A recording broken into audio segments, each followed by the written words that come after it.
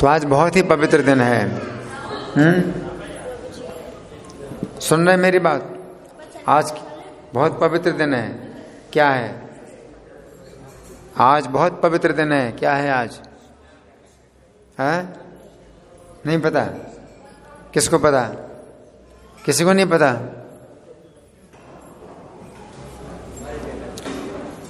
श्वेत पट में लिखा हुआ है। क्या लिखा है? हैं? क्या लिखा है? तिरुभाव। हाँ हाँ, और कौन बताएगा क्या लिखा है श्वेत पट में? हैं? श्वेत पट में क्या लिखा हुआ है? हैं? आज बहुत पवित्र दिन है। क्या लिखा है श्वेत पट में? आप देख रहे हैं क्या लिखा है? श्लोक लिखा है, उसके पीछे नीचे लिखा है कुछ। क्या लिखा है? हैं? नीचे तीसरी लाइन में लिखा है कुछ, तीसरी लाइन में क्या लिखा है? आज कुछ विशेष दिन है?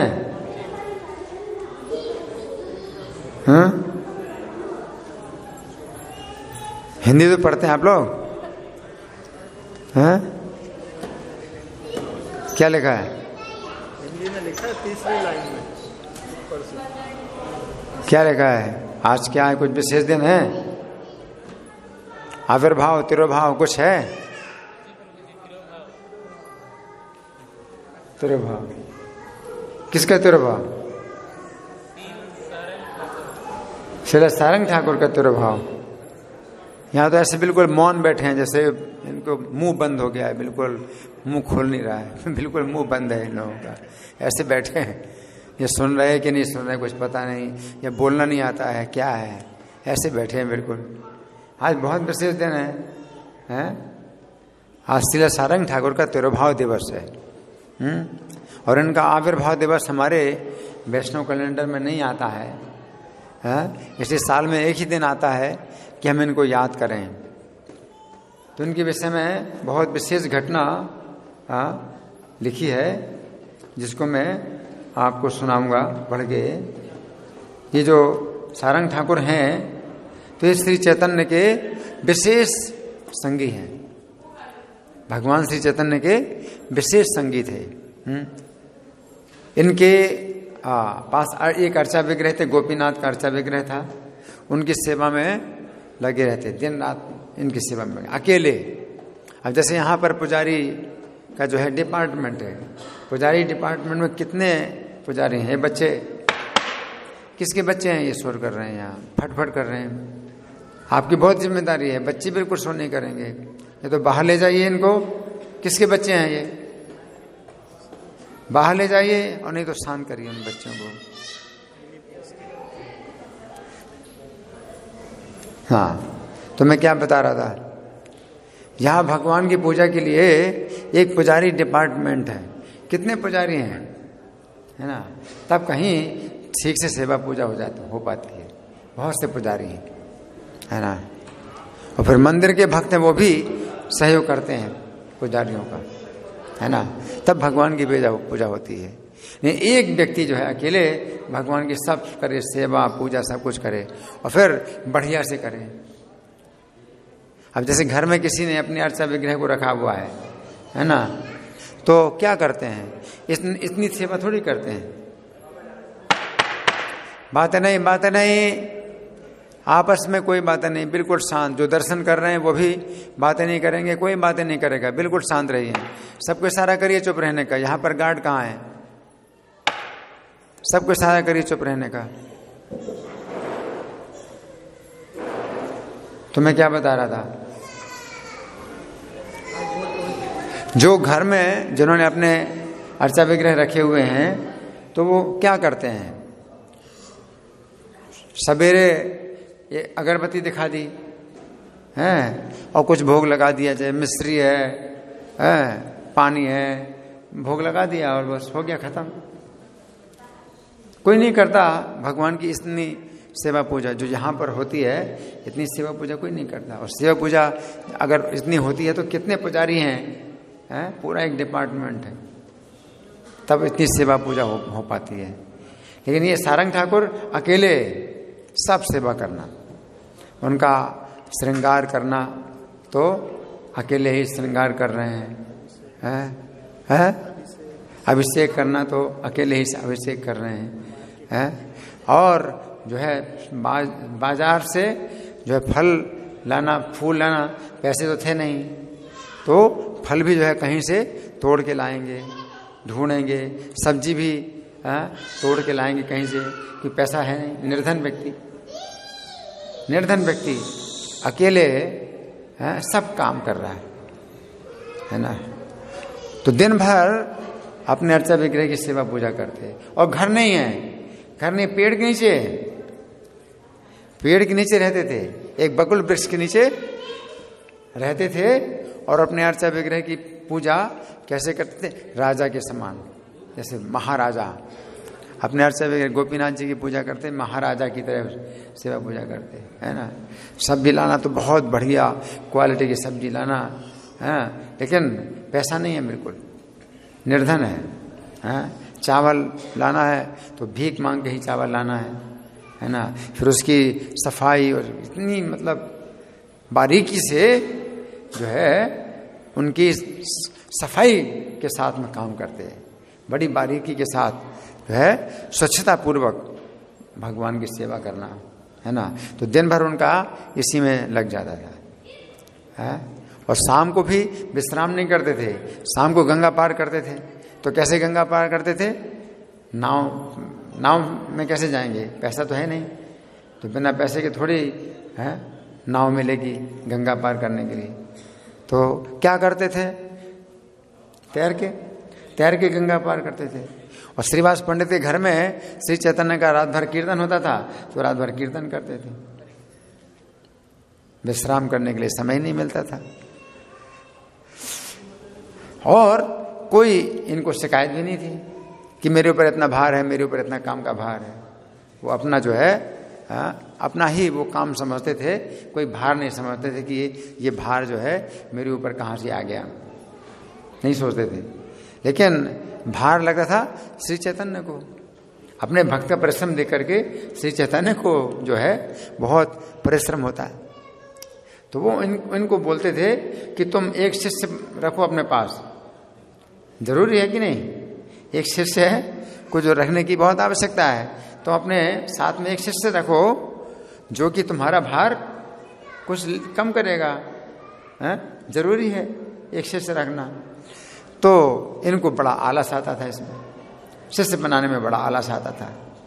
ये सोचते थे शिष्य बनाने का भार मैं नहीं ले सकता, मेरे ऊपर बहुत बड़ा भार है ना। लोग तो सोचते भाई शिष्य जितने बने और मेरी सेवा हो, है ना। तो लोग ऐसे सोचते हैं, वो तो ये सोचते थे कि मैं जो है मैं कहाँ गुरु बनने लायक हूँ, है।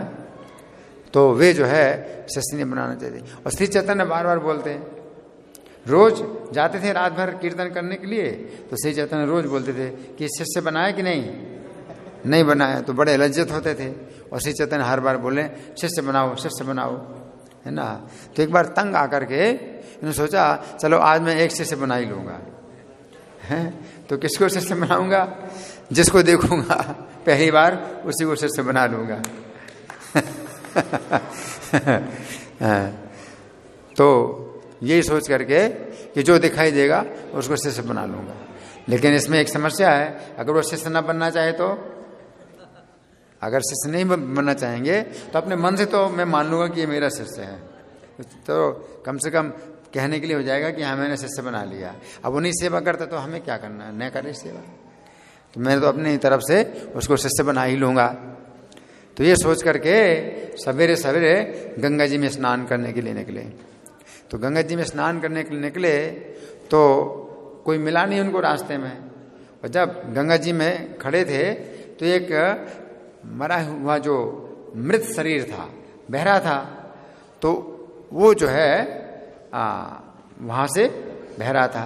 तो सोचा कि चलो अच्छा हुआ इसी को शिष्य बना लेता हूँ, तो कोई भार भी नहीं होगा, मेरे नाम हो जाएगा कि मैंने शिष्य बना लिया। और वो तो अपना चला जाएगा, अपना बह रहा है तो बह रहा है, उसके मैं शिष्य बना लेता हूँ। तो उसको छुआ, तो छुआ तो वो जीवित हो गया।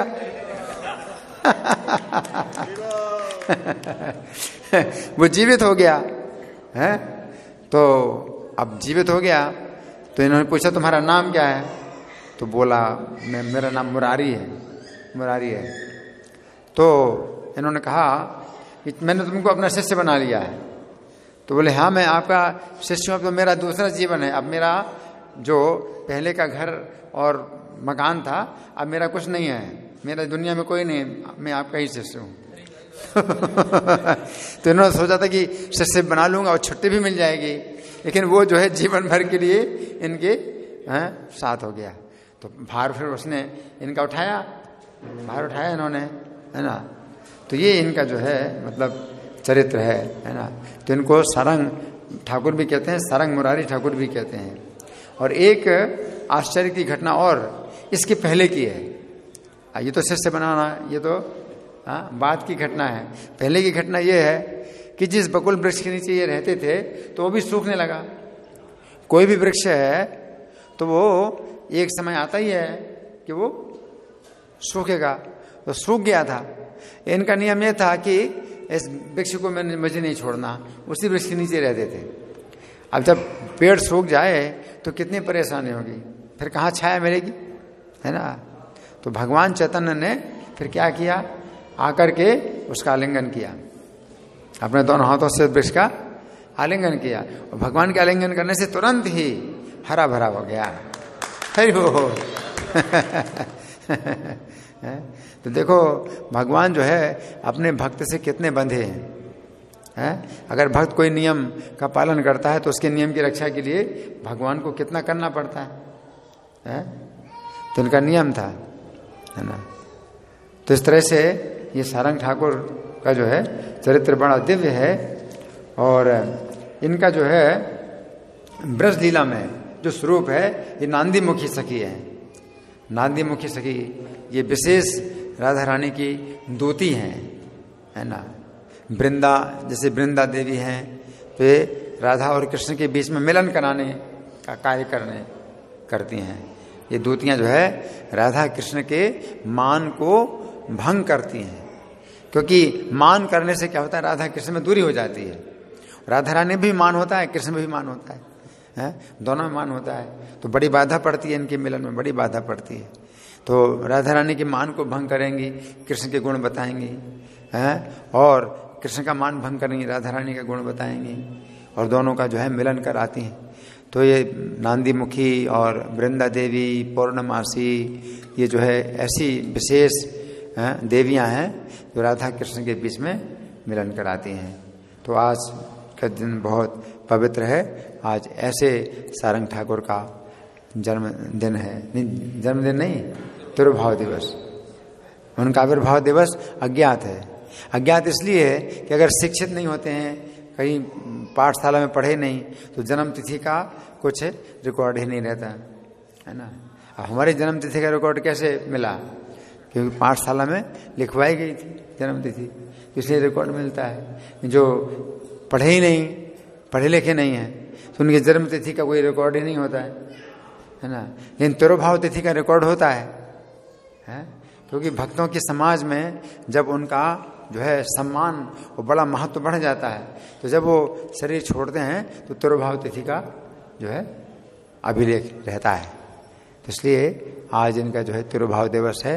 तो आज के दिन हमें इनसे प्रार्थना करनी चाहिए, और ऐसे दिनों में हमें इन आचार्यों की प्रत्यक्ष कृपा प्राप्त होती है। प्रभुपाद ने यही कहा कि अन्यथा हमें कृपा प्राप्त करनी है तो हमें गुरु परंपरा से ही कृपा प्राप्त करनी होती है। हमें गुरु परंपरा के माध्यम से ही कृष्ण की कृपा प्राप्त होती है ना।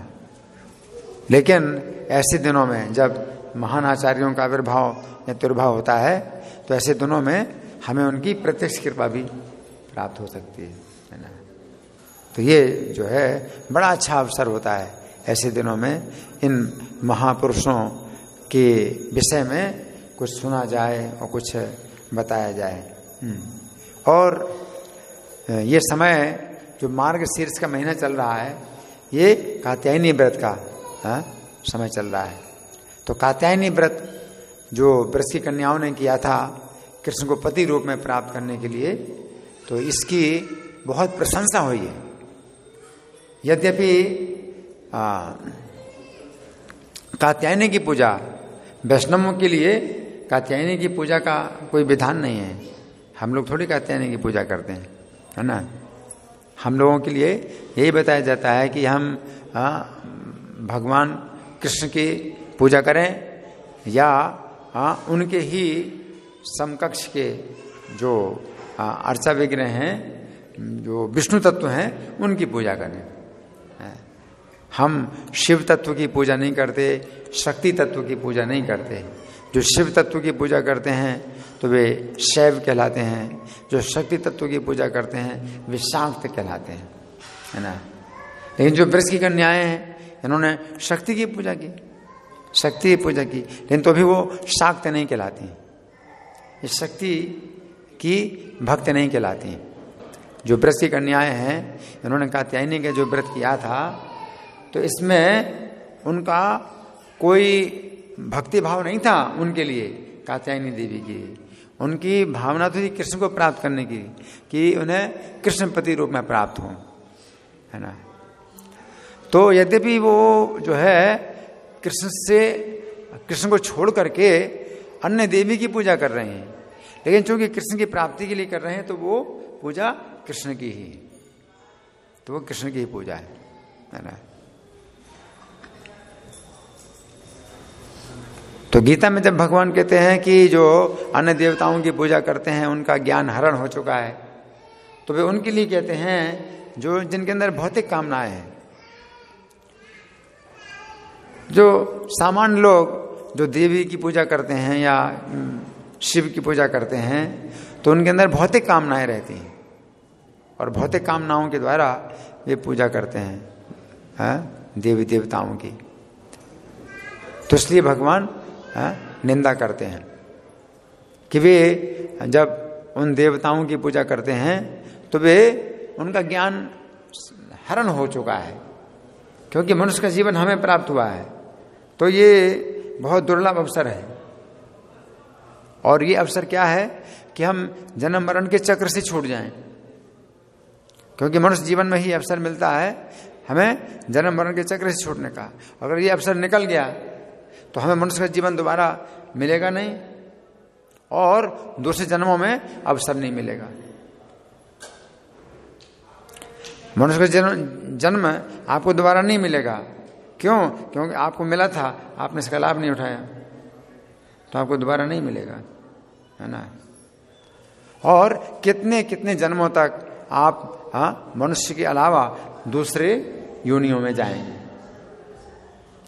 तब कहीं बहुत जन्मों के बाद मनुष्य का जीवन दोबारा मिलेगा, है ना। तो इसका लाभ अगर नहीं उठाया है तो हमारा जो है मतलब बहुत नुकसान है। इस नुकसान को ना समझ करके लोग अन्य देवताओं की पूजा करते हैं। अन्य देवताओं की पूजा में जो है वो चाहते हैं कुछ वरदान, भौतिक वरदान चाहते हैं, और भौतिक वरदान जो मिलते हैं वो इस जीवन के बाद समाप्ति हो जाते हैं। अंतवत्तु फलम तेषाम, उनके जो भी वरदान हैं वो इसी शरीर के साथ समाप्ति हो जाते हैं। जिस शरीर से उन्होंने देवता की पूजा की और जिस शरीर से उनको उस वरदान प्राप्त हुआ, वो वरदान प्राप्त हुआ, वो शरीर जब छूट जाता है तो सब कुछ चला जाता है, सब कुछ खत्म हो जाता है। लेकिन जहां तक कृष्ण की भक्ति है तो वो साथ में रहती है, वो साथ में रहती है। और भक्त लोग मांगते भी हैं, मम जन्मनि जन्मनि ईश्वरे भवतात् भक्ति रहे तो ही, मुझे जन्म जन्म आपकी भक्ति प्राप्त हो। तो भक्त लोग यही मांगते हैं। लेकिन जो देवताओं की पूजा करने वाले हैं वे कोई वरदान नहीं मांगते कि जन्म जन्म मिले। वे लोग कोई वरदान नहीं मांगते ऐसा कि उनको जन्म जन्म ये वरदान मिले। क्यों नहीं मांगते? क्योंकि उनका ज्ञान हरण हो चुका है और वो उनके दिमाग में ये रहता है कि हमारी मृत्यु होगी ही नहीं। ये ज्ञान हर व्यक्ति के अंदर भरा हुआ है कि मेरी मृत्यु नहीं होगी, इसलिए अगले जन्म के लिए कोई कुछ नहीं सोचता है कि मुझे अगले जन्म में क्या चाहिए, कोई नहीं सोचता। आज की शिक्षा भी नहीं बताती, तो कोई नहीं सोचता कि अगले जन्म के लिए भी मुझे कुछ करना है। और देवताओं की पूजा करने वाले भी अगले जन्म के लिए कुछ नहीं सोचते हैं। जैसे वृकासुर था, तो उसने जो है जब शिव जी से वरदान मांगा कि मैं जिसके सिर में हाथ रख दूं वो मर जाए, है ना, तो उसने ये नहीं मांगा था कि ये वरदान मुझे अगले जन्म में भी मिले, क्योंकि वो क्या सोचते हैं कि ये जीवन मेरा हमेशा रहेगा, मैं हमेशा जिंदा रहूंगा। और हुआ क्या, वो किसी के सिर में हाथ नहीं रख पाया, अपने ही सिर में हाथ रखा और मर गया। उसने वरदान का जो है लाभ उठाना चाहा था कि मैं जो है जिसके सिर में हाथ रखूं वही मर जाए। उसका लाभ क्या मिला, अपने सिर में हाथ रखा वो मर गया। और जब मर गया तो वरदान भी खत्म, वरदान फिर उसका नहीं रहा। और वो कह भी नहीं सकता कि अब मुझे वरदान वो मेरा क्यों नहीं है जब मैंने वरदान मांगा था, क्योंकि अगले जन्म में फिर उसको याद कहाँ है कि पिछले जन्म में क्या था। उसे कुछ भी याद नहीं है कि पिछले जन्म में मैंने क्या वरदान मांगा था। तो इसलिए बात नहीं। तो इसलिए जो देवताओं के भक्त होते हैं अगले जन्म के लिए कुछ नहीं सोचते, वो सोचते हैं कि मैं मरूंगा ही नहीं, यही सोचते हैं। जैसे हिरण्यकशिपु ने वरदान मांगा था, तो उसने क्या सोचा था कि मैं मरूंगा ही नहीं, और उसने पूरा वरदान ऐसे मांग लिए थे, तरह तरह से वरदान मांग लिए थे, कई तरह के वरदान मांग लिए थे कि मृत्यु की कोई संभावना ही नहीं है। मैं दिन में ना मरूं, रात में ना मरूं, जमीन में ना मरूं, आकाश में ना मरूं, है ना, सब तरह के वरदान मांग लिए। तो सोचा ही नहीं था कि अगले जन्म के लिए भी मुझे ये वरदान सुरक्षित होना चाहिए, उसने नहीं सोचा था। लेकिन हुआ क्या, तपस्या करी उसने, कितने 100 देवताओं के वर्ष, यानी 36,000 साल तक तपस्या की। और फिर प्रहलाद जी का जन्म हुआ, और 5 वर्ष की अवस्था के प्रहलाद थे, उसी समय नरसिंह भगवान ने मार डाला उसको, हिरण्यकशिपु को, है। तो 5 साल तक ही वो चला, और मरने के बाद फिर वो वरदान खत्म हो गया। जो वरदान मांगा था वो भी नहीं रहा, कि अब वो कंडीशन जो है मतलब उसको हमेशा वो बनी रहेगी, कोई कंडीशन नहीं। दोबारा रावण के रूप में फिर से तपस्या की, फिर वरदान मांगा। तो देवताओं की पूजा से वो लाभ नहीं है। लेकिन भगवान कृष्ण ऐसा वरदान नहीं देते हैं। भगवान कृष्ण क्या कहते हैं, योग क्षेमम वहाम्यहम्। भगवान जो है अगर कुछ देते हैं तो सुरक्षा के साथ देते हैं, कि सुरक्षा भी साथ साथ हो, है ना। वो नहीं देते हैं कि फिर है। भौतिक संसार में क्या है, एक भूखा आदमी है तो भोजन करा देंगे और आप जो है तृप्त हो गए, और दोबारा की फिर उसकी गारंटी नहीं है कि दोबारा तुम भूखे होगे तो कौन भोजन कराएगा। भौतिक संसार का ही है। देवताओं से भी जो वरदान मिल जाते हैं तो सुरक्षा की कोई गारंटी नहीं देते वो, है? जैसे दुकानदार से आप चाकू मांगते हैं तो दुकानदार चाकू दे तो आपसे कीमत लेता है, उसकी कोई सुरक्षा की गारंटी थोड़ी है। और वो चाकू जो है अपने आप पेट में मार लोगे, हाथ में मार लोगे, सिर में मार लोगे, उसको कोई मतलब नहीं है। तो देवता लोग इसी प्रकार से अगर वरदान देते हैं तो उसका कुछ भी सुरक्षा नहीं है। लेकिन भगवान ऐसे वरदान नहीं देंगे, भगवान सुरक्षा के साथ वरदान देंगे, है ना।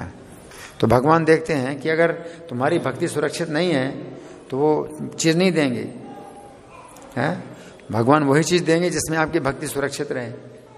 तो भगवान सुरक्षा पर ज़्यादा विचार करते हैं, देने पर कम विचार करते हैं कि उन्हें देना है, इसलिए सुरक्षा देने पर ज़्यादा विचार करते हैं, सुरक्षा को।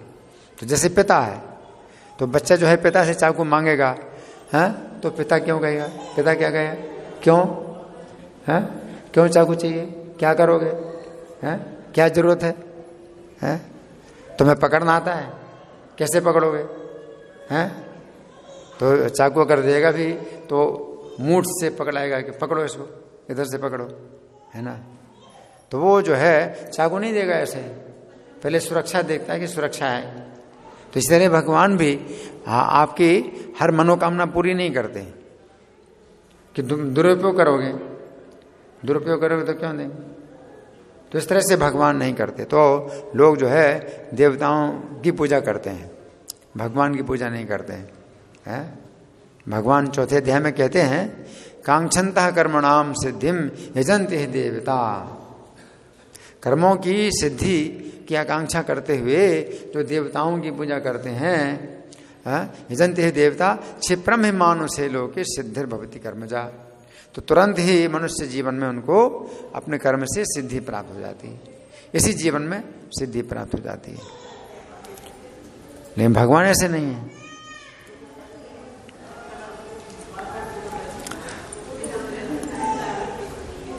लेकिन ये जो ब्रज की कन्याएं हैं, इन्होंने जो कात्यायनी की पूजा की, वो किस लिए पूजा की? कि कृष्ण को पति रूप में प्राप्त करें, है ना? तो वैसे तो कृष्ण की पूजा भी वो कर सकती हैं, कृष्ण की पूजा भी कर सकती हैं, लेकिन कृष्ण की पूजा क्यों नहीं कर रहे हैं? क्यों? क्योंकि कृष्ण को वे जो है क्या मानती हैं? नंद गोप के पुत्र मानती हैं, क्योंकि कृष्ण मनुष्य लीला कर रहे हैं। अगर कृष्ण मनुष्य लीला कर रहे हैं, माता जी बातें नहीं, आपस में बिल्कुल बातें नहीं, यहां पर खड़ा होना मना है, बातें करना मना है। कृष्ण मनुष्य लीला कर रहे हैं, और कृष्ण ही अगर अपने को छिपाएं तो कौन जान सकता है कृष्ण को? तो नंद को, और अगर वो कृष्ण को भगवान माने तो फिर पति कैसे उनको बनाएंगे? पति कैसे बनाएंगे, है ना? तो माता यशोदा भी कृष्ण को पुत्र, अपना पुत्र मानती हैं। क्यों? कि अगर भगवान समझेंगे तो अपना पुत्र कैसे समझेंगे? तो इसलिए भगवान स्वयं भी योग माया से ज्ञान को ढकते हैं कि वे पुत्र माने तो उन्हें जो है पुत्र का प्रेम प्राप्त होगा। तो इसलिए भगवान स्वयं जो है योग माया से ज्ञान को ढक देते हैं अपने भक्तों का, क्योंकि उनको भी प्रेम चाहिए, प्रेम के भूखे हैं। तो वो पुत्र का जो है स्नेह पाना चाहते हैं, है ना? तो इसी प्रकार से ब्रज की कन्याएं भी जो है भगवान को जो है नंद गोप का पुत्र मानती हैं, तभी वो चाहती हैं कि हमारे पति बने। तो इसलिए वो जो है कात्यायनी की पूजा करती हैं। तो किस तरह से वो कहती हैं, नंद गोप सुतम देवी पतिम में गुरुदे नमः, कि नंद गोप के पुत्र को हमारा पति बनाइए। हे देवी, हमें नंद गोप के पुत्र को हमारा पति बनाइए। तो उनकी भावना यही है कि हमें जन्म जन्म हमें जो है नंद महाराज के घर में रखिए, जन्म जन्म हम नंद महाराज के घर में रहें, हमारे ससुर जन्म जन्म के नंद महाराज हों और सास यशोदा हों और पति कृष्ण हो। तो वो मतलब कृष्ण को जो पति बनाना चाहिए, नंद यशोदा को भी साथ में लेकर के, कि जन्म जन्म हमारे जो पति हैं वो कृष्ण हो और नंद यशोदा हमारे ससुर और सास हो। इस भाव में कि वे गोप पुत्र हैं, वे गोप बालक है, गोप बालक को अपना पति बनाना चाहती हैं, इस भाव में, है ना? अब उनको जो है पूजा की जो विधि है कौन बताएगा? पूजा का विधान कौन बताएगा? तो गोपाल चंपू में लिखा हुआ है कि जो वृंदा देवी हैं, तो वृंदावन की जो है वो अधिष्ठात्री देवी हैं, और उनको ही उनकी इच्छा पता है, उनकी कामना क्या है। क्योंकि ये जो कन्याएं हैं ये अपनी मनोकामना थोड़ी बताती हैं, ये तो लज्जा की बात है, अपनी मनोकामना कौन बताएंगे? ये कन्याएं हैं। तो वृंदा देवी ही जानती हैं इनके मन में क्या कामना है, मन में क्या कष्ट है।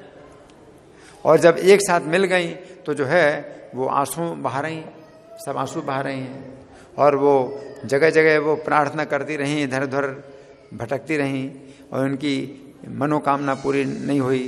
तो वृंदा देवी तपस्विनी का रूप धारण करके आती हैं, और वो कहती हैं कि मैं जो है यहीं पर निवास करती हूं और तुम्हारे मन का जो दुख है वो मैं जानती हूं, और तुमको एक बड़ा सिद्ध विद्या देती हूं, सिद्ध विद्या मैं प्रदान करूंगी। 1 महीने तक करना होगा और 1 महीने के बाद तुम्हें इसकी सिद्धि प्राप्त हो जाएगी, और परिश्रम का केवल आभास होगा, परिश्रम नहीं होगा इसमें तुम्हें। वृंदा देवी कहती है तुम्हें इसमें कोई परिश्रम नहीं होगा, परिश्रम का केवल आभास होगा, कि लगेगा कि परिश्रम बहुत कर रही हूं, लेकिन परिश्रम होगा नहीं इसमें कुछ भी। और वृंदा देवी जो है इनको वो जो है सिद्ध मंत्र बताती हैं। कात्यायनी महामाये महायोगिन्यधीश्वरी नंद गोप सुतम देवी पतिम में कुरुते नमः। तो आप महायोगिनी हैं, हे कात्यायनी आप महायोगिनी हैं, आप ऐसी घटनाओं का योग बना सकती हो कि नंद गोप के पुत्र हमारे पति बन जाएं। तो ये जो मंत्र है, और वे जो है रोज इस प्रकार से यमुना जी में स्नान करती हैं, और भगवान उनकी मनोकामना पूरी करने के लिए ही उनके वस्त्रों का हरण करते हैं। या भगवान का भी जो है कोई ये भाव नहीं है कि वे जो है उनके अंदर काम वासना है कि वो भोगना चाहते हैं, है ना। वे उनको सुख देने के लिए ये कार्य कर रहे हैं, और इनके अंदर भी काम वासना नहीं है, इनका भी सच्चा प्रेम है कि भगवान की वो ये सेवा करना चाहती हैं, भगवान को सुख देने के लिए। तो भौतिक संसार का ये संबंध नहीं है। कोई स्त्री जो है किसी पुरुष को अगर पति बनाना चाहती तो वो अपनी इंद्रिय तृप्ति के लिए, और कोई पुरुष है किसी स्त्री को अगर पत्नी बनाना चाहते तो अपनी इंद्रिय तृप्ति के लिए। तो भौतिक संसार में सब जो है काम वासना है, उसको बोलते हैं प्रेम, उसको लोग बोलते हैं प्रेम, लेकिन वो प्रेम नहीं होता, वो तो काम वासना है। लेकिन जिन ब्रज कन्याओं का कृष्ण के प्रति जो भाव है वो काम वासना का भाव नहीं है, वो शुद्ध प्रेम है। और कृष्ण में काम वासना नहीं है, कृष्ण तो प्रेम स्वरूप है, प्रेम के देवता है। तो असली जो प्रेम है वो कृष्ण से ही प्राप्त हो सकता है, और कृष्ण में ही कृष्ण प्रेम है, और कहीं प्रेम नहीं है। इस भौतिक संसार में सब जगह जो है काम वासना है, प्रेम एकमात्र कृष्ण में है। तो कृष्ण ने जो वस्त्रों का हरण किया ये बहुत पवित्र लीला है।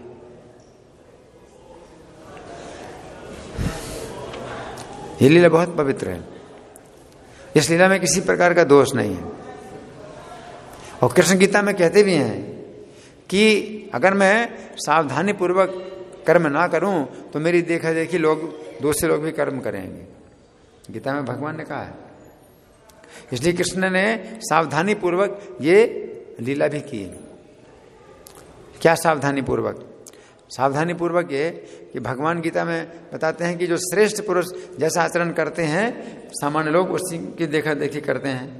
तो जब समाज में श्रेष्ठ स्थान प्राप्त हो है तब, तो कृष्ण अभी समाज में श्रेष्ठ स्थान नहीं प्राप्त करते, वो तो एक चंचल बालक है। केवल ये ब्रजवासी उनसे प्रेम करते हैं, लेकिन कोई शिक्षा थोड़ी कृष्ण से लेने वाले, न कृष्ण कोई किसी को शिक्षा देने वाले। तो चंचलता और अशिक्षित, वे खुद अशिक्षित बालक है। तो इतनी छोटी अवस्था में कृष्ण ने ये लीला की है कि जिसमें कोई मतलब दोष नहीं माना जाता है। ये बालक की चंचलता, अशिक्षित बालक जैसे चंचल होते हैं तो कोई विशेष इसमें दोष नहीं माना जाता। और बालक की जो इंद्रियां हैं वो भी विकसित नहीं होती हैं, इंद्रियां भी विकसित नहीं है, तो वो बालक भी अगर चंचलता करते हैं तो उनमें कोई वो भाव होता भी नहीं, काम वासना होती नहीं, इंद्रियां ही विकसित नहीं है। तो कृष्ण ने बड़ी सावधानी पूर्वक ये कार्य किया है, उस अवस्था में किया है कि अगर कोई व्यक्ति नकल करना चाहे तो करे, नकल उसी अवस्था में करे।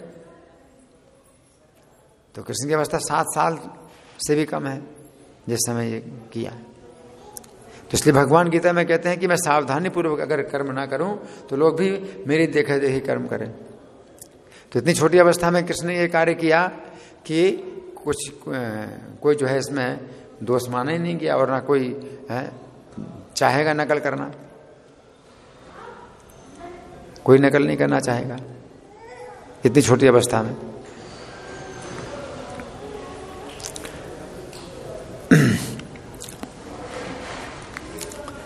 लेकिन आगे चल करके जब कृष्ण श्रेष्ठ स्थान प्राप्त करते हैं, मानव समाज में श्रेष्ठ स्थान प्राप्त करते हैं, तो फिर वो बड़े सावधानी पूर्वक हर कार्य करते हैं कि क्या करना क्या नहीं करना, है ना। जैसे नरकासुर को मार करके 16,100 कन्याएं हैं उन्होंने जो है प्राप्त की, तो उन्होंने विधिवत विवाह किया, उनका स्पर्श भी नहीं किया, उनको द्वारका भेज दिया, और जब भगवान आए तो फिर माता पिता के सामने विवाह किया, और विवाहित और विधि पूर्वक विवाह किया। ऐसे उन्होंने कोई भी स्पर्श तक नहीं किया, क्योंकि अब शिक्षित हैं वो, अब समाज में शिक्षित व्यक्ति हैं, श्रेष्ठ व्यक्ति हैं, तो वो जो है कैसे आचरण करेंगे। तो कृष्ण के जो कार्य हैं ये बहुत ही दिव्य हैं, बहुत ही पवित्र हैं। तो इस समय चूंकि पुस्तक वितरण का भी समय चल रहा है, तो हमें समझना चाहिए कि प्रभुपाद जी के एक ऐसे गुरु हैं जिन्होंने पूरी दुनिया में इतनी अधिक पुस्तकें बंटवाई, है ना, और पुस्तकें वितरण करने का बहुत बड़ा जो है प्रभाव है, बहुत बड़ा लाभ है। क्योंकि पुस्तकें जिनको मिलती हैं तो उनसे ही फिर लोग भक्त बनते हैं। जैसे मुझे भी पुस्तक मिली, तो प्रभुपाद की पुस्तक मिली, कैसे मिली, कहाँ से मिली है, तो उसी से ही मुझे कुछ सूचनाएं प्राप्त हुई, और पुस्तक से ही फिर कुछ पता मिला। मैंने और पुस्तकें मंगाई और फिर मैंने जो है भक्त बनने का विचार किया। पुस्तकों में ही इस्कॉन की भक्ति योजना लिखी रहती, मैंने वो पढ़ी इस्कॉन की भक्ति योजना, तो फिर मैं भक्त बना। तो पुस्तकों के द्वारा, और पुस्तकें जो मुझे मिली तो वो भी किसी के हाथ से नहीं मिली है। जैसे प्रभुपाद थे सन 65 में, जब विदेश में नहीं गए थे, तो सन 65 में उन्होंने श्रीमद् भागवत के 3 खंड छपवाए थे। तो वो 3 खंड जो है प्रभुपाद ने छपवाए थे श्रीमद् भागवत के पहले स्कंद के, तो वो जगह जगह रखवाए थे। तो IIT कानपुर की लाइब्रेरी में ये 3 खंड मुझे मिले 1978 में। प्रभुपाद तो शरीर छोड़ चुके 1970 में। 1978 में मुझे वो 3 खंड पुस्तकों के वहाँ मिले लाइब्रेरी में, IIT कानपुर की लाइब्रेरी में। और जब मैंने पढ़ा तो उनमें इस्कॉन का भी नाम नहीं था, उन पुस्तकों में इस्कॉन का भी नाम नहीं था, और प्रभुपाद का भी नाम नहीं था, कृष्ण कृपा श्री मूर्ति भी नहीं था, ऐसी भक्ति वेदांत स्वामी, बस। ना प्रभुपाद, ना कृष्ण कृपा श्री मूर्ति, ना हिज डिवाइन ग्रेस, कुछ नहीं, ऐसी भक्ति वेदांत स्वामी। इस्कॉन का नाम नहीं, भक्ति वेदांत बुक ट्रस्ट का भी नाम नहीं, केवल ऐसी भक्ति वेदांत स्वामी। लेकिन मैंने जो है वो अंग्रेजी में 3 किताबें पढ़ी, लेकिन उसका विवरण कहीं मिलता नहीं कि प्रभुपाद कब आए थे कानपुर IIT कानपुर में, उन्होंने लाइब्रेरी में किताबें दी, कैसे दी, ये कोई घटना का विवरण नहीं मिलता।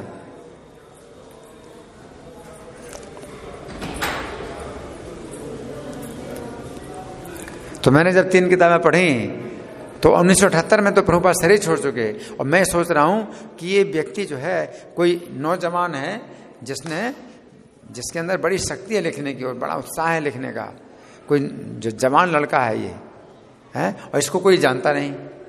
मैं सोच इतना मतलब इसने साहस पूर्ण कार्य किया है कि तात्पर्यों में जो है बस भक्ति की दिशा में ही मतलब तात्पर्य लिखे हैं। तो ये बड़ा मतलब एक जो है साहस का कार्य मुझे लगा कि पहली बार मैंने ऐसी किताब पढ़ी जिसमें भक्ति की दिशा में ही मतलब हर बात जो है बोली जाए। इसके पहले गीता प्रेस गोरखपुर की किताबें पढ़ते थे तो उसमें भक्ति की दिशा में भी आता है कार्य, और फिर वो भी आ जाता है कि मिल जाना, भगवान में मिल जाना, एक हो जाना। तो फिर वो भक्ति जो है क्या होती, फिर सब मिट जाती। लेकिन पहली बार मुझे लगा कि इस तरह से भी क्या व्याख्या की जा सकती है, और मुझे इससे मतलब बड़ा एक तरह से बल मिला कि इस तरह से भी हो सकता है क्या, कि ऐसी भी किताबें हो सकती हैं क्या है, जिनमें हर जो है व्याख्या, हर श्लोक का अर्थ भक्ति ही दिशा में है, मतलब भक्ति को छोड़ना ही नहीं है ना। तो मुझे बड़ा आश्चर्य है, और मैं सोचता हूं कि कोई इस नवयुवक को जानता नहीं, जबकि मैं नहीं जानता हूं। इन्होंने तो पूरी दुनिया में फैला दिया, और मैं सोचता हूं कि अरे इस व्यक्ति को कोई जानता नहीं है ना। लेकिन जब हम घर में आए, हमारी पढ़ाई छूट गई, घर में आए तो हमारे बुआ के एक लड़के हैं लक्ष्मी नारायण, तो उनकी पंसारी की दुकान थी, तो उस दुकान से जो है एक किताब वो लेके आए, जहाँ रद्दी में आई थी प्रभुपाद की एक किताब, योग की पूर्णता रद्दी में आई थी। तो पंसारी लोग पेज फाड़ फाड़ करके पुड़िया में बेचते हैं ना, मतलब सामान देते हैं। तो उस समय तो पॉलीथीन नहीं होता था, कागज में ही जो है पुड़िया बना बना कर देते हैं। तो वो किताब पूरी सही सलामत थी, केवल घिसी थी, मतलब रंग उसका जो है फीका पड़ गया था, है ना, लेकिन सब पेज पूरा ज्यों के त्यों थे, योग की पूर्णता। तो जब उन्होंने दिखाई तो उसमें लिखा था कृष्ण कृपा श्री मूर्ति ऐसी भक्ति वेदांत स्वामी प्रभुपाद। तो मैंने सोचा कि ऐसी भक्ति वेदांत स्वामी को तो मैं जानता हूं, अब यहाँ कृष्ण कृपा श्री मूर्ति लिखा है, बाद में प्रभुपाद लिखा है, तो वही होंगे और क्या है, ऐसी भक्ति वेदांत स्वामी ही होंगे, है? और ये हिंदी में किताब थी। फिर उसके नीचे लिखा संस्थापक आचार्य कृष्ण कृपा श्री मूर्ति ऐसी भक्ति वेदांत स्वामी, संस्थापक आचार्य अंतर्राष्ट्रीय श्री कृष्ण भावनामृत संघ। तब मैंने सोचा रे ये तो पूरी दुनिया में इन्होंने संस्थापना कर दी है, और कृष्ण भावनामृत संघ की स्थापना, तो बहुत बड़े व्यक्ति हैं। फिर जब हमने पलटा, ऐसे कागज किताब पलटी, तो पिछले पृष्ठ पे उनका चित्र बना है, तो वृद्ध हैं। तो मैंने सोचा ये तो वृद्ध हैं, ये तो वृद्ध है। मैं तो समझा कि ये जवान लड़का है, ये तो बूढ़े हैं, है ना। फिर जब लेखक परिचय पढ़ा तो पता चला कि 1970 में शरीर छोड़ चुके हैं, और ये तो 78 चल रहा है, शरीर छोड़ चुके हैं। फिर उसमें हमने इस्कॉन की भक्ति योजना पढ़ी। इस्कॉन की भक्ति योजना भी है कि भक्त भी आप बन सकते हैं इस्कॉन में। तो आप अपना पूरा जीवन अगर देना चाहें कृष्ण की भक्ति में, तो मैंने सोचा नहीं ये तो मुझसे नहीं होगा, मेरे से भक्ति योजना तो, क्योंकि एकदम से छोड़ना तो ये तो मेरे लिए सोचने से बाहर था, मैं सोच नहीं सकता था। लेकिन फिर उसमें लिखा था मुफ्त सूची पत्र के लिए लिखे हैं, और भक्ति वेदांत बुक ट्रस्ट जुहू बम्बई। तो मैंने कहा ये तो अच्छा है भाई, मुफ्त सूची पत्र मंगा लें, कुछ पैसा तो लगेगा नहीं। एक पोस्ट कार्ड जो है भेज दिया हमने, और वो पोस्ट कार्ड जो है 5 पैसे का टिकट लगता था, 5 पैसे के टिकट में एक पोस्ट कार्ड भेज दिया कि हमको मुफ्त सूची पत्र भेज दीजिए, है ना। तो मुफ्त सूची पत्र आ गया मेरे पास, है ना। और वो जो है इतनी पतली किताब थी, अंग्रेजी में थी, और हर किताब का जो है चित्र बना था, नाम लिखा था किताब का, विषय वस्तु लिखी थी, और कीमत लिखी थी, है ना। तो कीमत लिखी थी कृष्ण की ओर जो किताब है उसकी कीमत लिखी थी 2 रुपया। जन्म और मृत्यु से परे किताब 2 रुपया, और रसराज श्री कृष्ण 1 रुपया। इस तरह से ईशोपनिषद 5 रुपया, इस तरह से। तो हमने फिर 5 रुपये भेजे मनी आर्डर से, और 3 किताबें मंगाई कि 3 किताबें हमको दे दीजिए। तो तुरंत आ गई 3 किताबें। तो मुझे बड़ा मतलब इतनी खुशी हुई जब किताबें आई मेरे पास, इतनी खुशी हुई जैसे कि मतलब फूल यार, हर से फूल न समाया, इतना मतलब आनंद आया कि किताबें मिली मुझे। तो एक सत्संग में जो है हम रोज जाते थे, तो किताबें जो है पढ़ करके सुनाते थे। तो अपने आप कुछ थोड़ा प्रवचन दिया, फिर किताब पढ़ करके सुनाए। तो उस किताब से जो है फिर हमें इतना पता चल गया कि भाई इस्कॉन की भक्ति योजना भी है। मैंने ये नहीं सोचा था कि मुझे भक्त बनना है, लेकिन कम से कम ये सोचना जो है मेरे दिमाग में आ गई थी कि अगर मान लो कभी आवश्यकता पड़ी तो मैं भक्त बन जाऊंगा। लेकिन कल्पना नहीं की थी कि मैं भक्त बनूंगा और सब छोड़ूं, क्योंकि सब कुछ छोड़ना बड़ा एक तरह से असुविधा, क्योंकि फिर उस जीवन में कितनी सुविधाएं मिलेंगी वो कुछ पता नहीं है। तो इसलिए मैंने नहीं सोचा था कि भक्त बनूंगा। तो इस तरह से प्रभुपाद के ग्रंथों के द्वारा 90% जो भक्त बनते हैं प्रभुपाद के ग्रंथों के द्वारा बनते हैं। कि कहाँ कहाँ किताबें जाती हैं, उन किताबों के द्वारा फिर वो पत्र व्यवहार करते हैं, फिर वो जो है भक्त बनने आते हैं, उनको आवश्यकता होती है भक्त बनने की। तो अभी हमारे पास कुछ समय है, आप लोगों की ओर से कुछ प्रश्न है, कोई चर्चा है? हाँ पूछिए।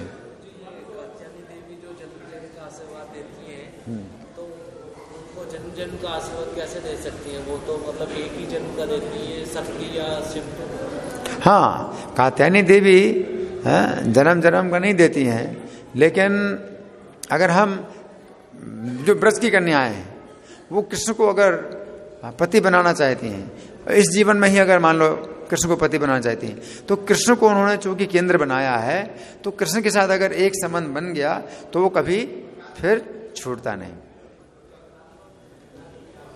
पर कृष्ण ने यही कहा, ब्रज की कन्याओं से यही कहा कि नमैया आवेशित धियाम कामः कामाय कल्पते।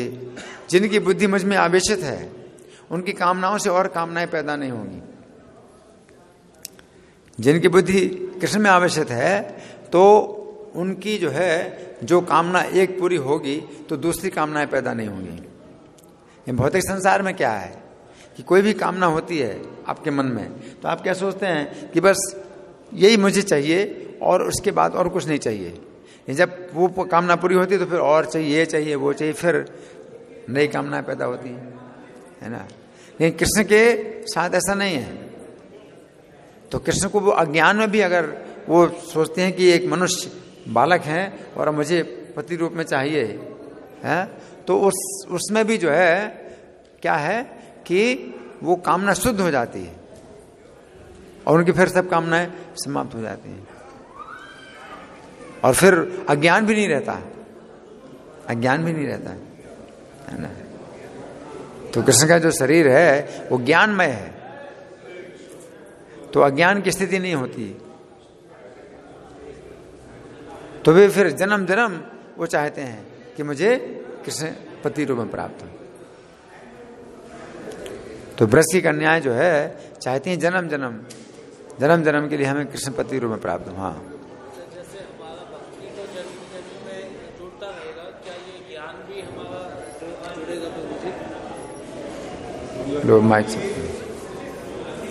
हरे कृष्ण प्रभु जी, मैं बोलूँ जो हमारा भक्ति है वो जन्म जन्म में जुड़ता रहेगा। क्या हमको जो स्पिरिचुअल नॉलेज है, ज्ञान है, क्या ये भी अगले जन्म जो करते हो हमें मिल जाएगा या दोबारा? हाँ, क्योंकि भगवान जो है अगर कुछ कृपा करते हैं तो हमारा अज्ञान दूर करते हैं, हमारा ज्ञान दूर करते हैं। और हमारा ज्ञान यही है कि हम कृष्ण को छोड़ करके दूसरी चाहना, दूसरी इच्छाएं करते हैं, ये अज्ञान है। तो अगर हम कृष्ण के साथ संबंध बनाना चाहते हैं, जन्म जन्म कृष्ण के साथ संबंध बनाना चाहते हैं, तो सबसे बड़ा ज्ञान है। मम जन्मनि जन्मनि ईश्वरे भवतात् भक्ति रहे तो गीत वही। जन्म जन्म मुझे आपकी अहेतु की भक्ति प्राप्त हो। भक्त जो है मतलब ऐसा चाहते हैं।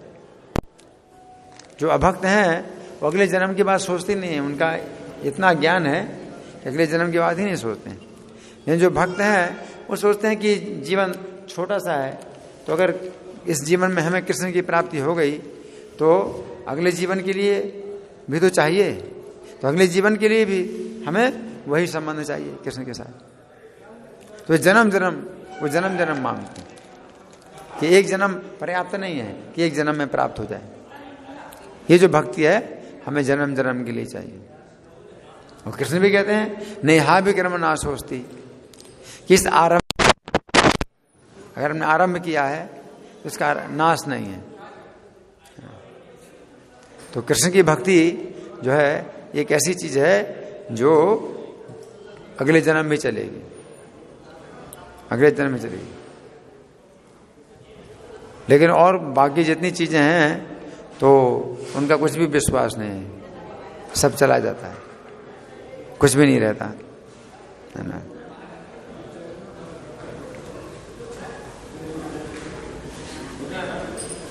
तो ये प्रेम का धरातल है।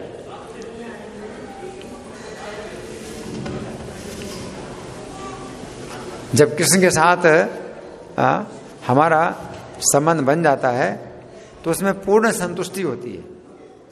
अब ये ब्रज की कन्याएं हैं, ये कृष्ण को पति बनाना चाहती हैं, तो अब उनको फिर जरूरत नहीं है कि अब उन्हें पुत्र भी चाहिए और घर चाहिए, मकान चाहिए, ये आभूषण चाहिए, फ्रिज चाहिए, और टीवी चाहिए, कुछ नहीं चाहिए। कृष्ण चाहिए केवल पति रूप में, और कुछ नहीं चाहिए। और कृष्ण पति रूप में प्राप्त हो गए, पूर्ण संतुष्ट, इसमें पूर्ण संतुष्ट है।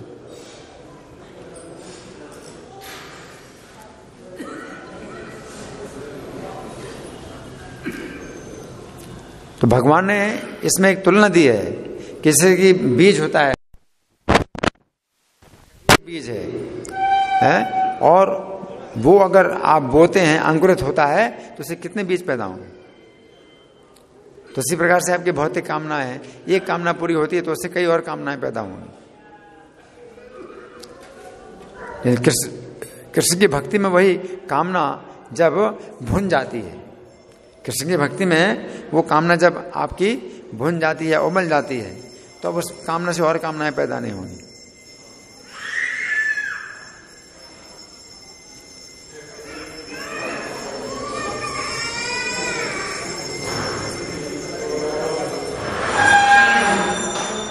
तो ये जो समय चल रहा है ये कात्यायनी व्रत का समय है ना। तो इस दिशा में अगर हम कुछ परिश्रम करते हैं तो वो सफल है, वो नष्ट नहीं होता। लेकिन दूसरी दिशा में आप परिश्रम करते हैं भौतिक कामनाओं के लिए, तो परिश्रम ही परिश्रम मिलता है, कुछ फल नहीं मिलता।